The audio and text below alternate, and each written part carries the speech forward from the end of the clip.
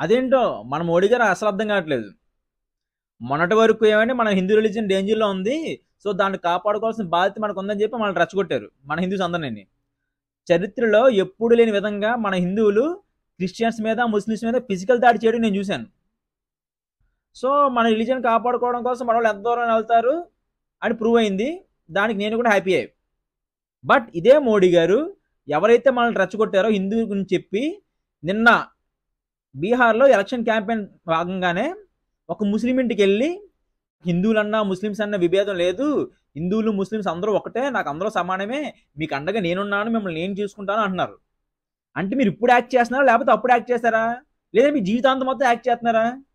మమ్మల్ని రెచ్చగొట్టారు Hindu religion danger ఉందని చెప్పి, మీరే జై శ్రీరామ్ జై శ్రీరామ్ అని 10 సార్లు అన్నారు. రోజుకోసారి అంటారు, ఏ ప్రెస్ మీట్ పెట్టినా సరే, ఏ పబ్లిక్ మీడియాకి వెళ్ళినా సరే. కానీ ఇప్పుడు మమ్మల్ని ఎరిపప్పులు చేస్తున్నారా? హిందూ రిలీజియన్ ఒకటే, హిందూ ముస్లిమ్స్ ఒకటే, అందరూ సమానమే నాకు. ఎందుకు ఇవన్నీ? మీరే 500 కోట్ల బడ్జెట్ అనౌన్స్ చేశారు యమునా రివర్ వాటర్ క్లీనింగ్కి. ప్లస్ ఢిల్లీ చీఫ్ మినిస్టర్ క్లియర్గా స్టేట్మెంట్ ఇచ్చింది, యమునా వాటర్ క్లీన్ అయిపోయింది, మేము ప్రాజెక్ట్ చాలా సక్సెస్ఫుల్గా చేసామని చెప్పి.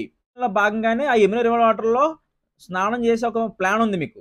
మీరు అందులో స్నానం చేసి 2 రీల్స్ వదులుతాము, ఆటోమేటిక్గా పిచ్చిన కొడుకులందరూ ఆ రీల్స్ మధ్యలో పడి, రిలీజన్ మధ్యలో పడి ఉంటారు, మనం ఈజీగా ఎలక్షన్ గెలిచేయచ్చు, గెలిచేసి మళ్ళీ మన స్కామ్లో మనం కంటిన్యూ చేసుకోవచ్చు ప్లాన్ వేశారు.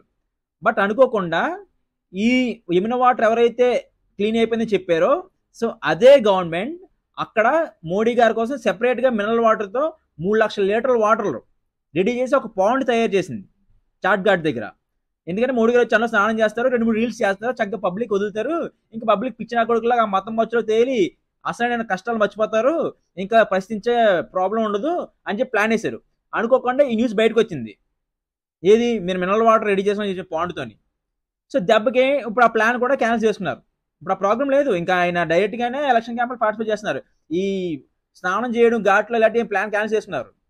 ఇంకెన్నిలాగా మిమ్మల్ని మీరే తక్కువ చేసుకుంటున్నారు. 12 ఏళ్ల క్రితం మీరే ఒక పబ్లిక్ మీడియా ప్లాట్ఫామ్లోనే 10 ఏళ్ల తర్వాత అమెరికన్స్ మన ఇండియన్ పాస్పోర్ట్ కోసం కొట్టు చేస్తారు, మన ఇండియన్స్ వీసా కోసం ఎగబడతారు, క్యూలో నుంచుంటారని చెప్పి స్టేట్మెంట్ పాస్ చేశారు. బట్ స్టిల్ ఈ రోజుకి కూడా ఎంతమంది అమెరికాలను ట్రై చేస్తున్నారు? అదే కాకుండా అమెరికన్స్ మనం తరుపుతున్నారు ఇండియన్స్ని. ఎందుకు ఇలాగా? ఇంకెన్ని సంవత్సరం మోసం చేస్తారు? కాంగ్రెస్ వాళ్ళు బాగా చేయట్లేదు కాబట్టి, వాళ్ళు దొంగనా కొడుకులు కాబట్టి మీకు ఓటేసి గెలిపించాం. మీరు అంతకు మించి దొంగనా కొడుకులే బిహేవ్ చేస్తే ఇంకెవరిని గెలిపించాలి? నెక్స్ట్ టైం ఓటు ఎవరికి వేయాలి? ఇంకా మీరు ముందుగానే ఎలక్ట్ అయ్యి ఇప్పటి నుంచి అయినా కొంచెం ప్రజలకి కాన్స్పిరసీ మెయింటైన్ చేస్తే నెక్స్ట్ టైం మమ్మల్ని గెలిపించి మాకు హోప్ ఉంటుంది. లేదంటే ఆల్రెడీ మేము ప్రజలు సాచురేషన్ పాయింట్ రీచ్ అయిపోయారు, ఇంకెన్నో రోజులు పట్టదు, ఖచ్చితంగా మీ గవర్నమెంట్ కూడా దిగిపోద్ది ఇలా కంటిన్యూ అయితే.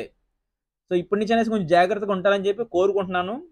జై హింద్, జై శ్రీరామ్, థ్యాంక్ యూ.